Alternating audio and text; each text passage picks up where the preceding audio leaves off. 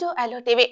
మరోసారి సీఎం కేసీఆర్ ప్రజల్లోకి వెళ్లే సమయం వచ్చిందా అంటే అవుననే సమాధానం వినిపిస్తుంది. ఎందుకంటే రాష్ట్రంలో స్థానిక ఎన్నికలు నగరమోగనుంది.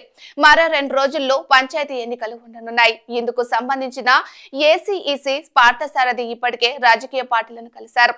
ఇప్పటికే వార్డుల వారీగా ఓటర్ల జాబితా తయారు తుది దశకు చేరుకోవడంతో పార్టీల సలహాలు, సూచనలు, అభ్యంతరాలు, ఫిర్యాదులు ఆహ్వానించారు.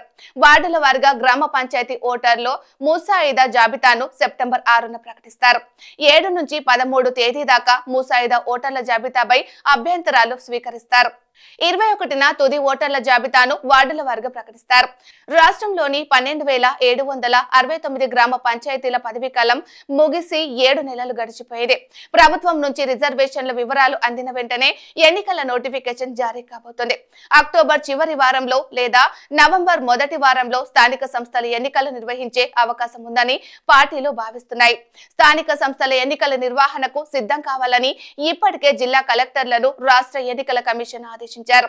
ముందుగా 3 దశల్లో పంచాయతీ ఎన్నికలు నిర్వహిస్తామని, తర్వాత ఎంపీటీసీ, జెడ్పీటీసీ ఎన్నికలు, ఆ తర్వాత మున్సిపల్ ఎన్నికలు ఉంటాయని ఎస్ఈసీ స్పష్టం చేశారు. మొత్తానికి పార్లమెంటు ఎన్నికల తర్వాత కాస్త రిలాక్స్ అయిన బీఆర్ఎస్ అధినేత కేసీఆర్ ప్రజల్లోకి వెళ్లబోతున్నారు. ఈ ఎన్నికలు బీఆర్ఎస్ పార్టీకి అత్యంత కీలకమని చెప్పాలి.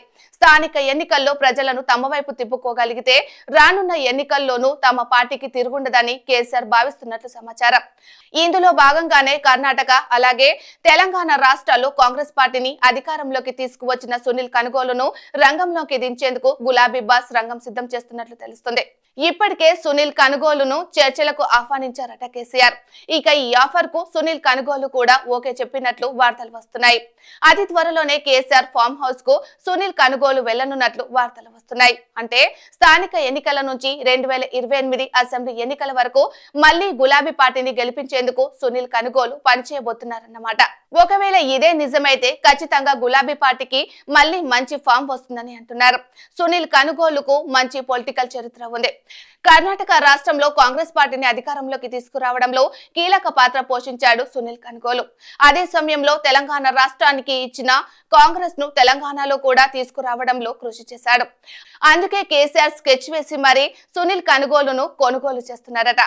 సునీల్ వ్యూహాలు బీఆర్ఎస్ ను మళ్లీ అధికారంలోకి నిలబడుతుందో లేదో తెలియాలంటే స్థానిక ఎన్నికలు అయ్యే వరకు వెయిట్ చేయాల్సిందే.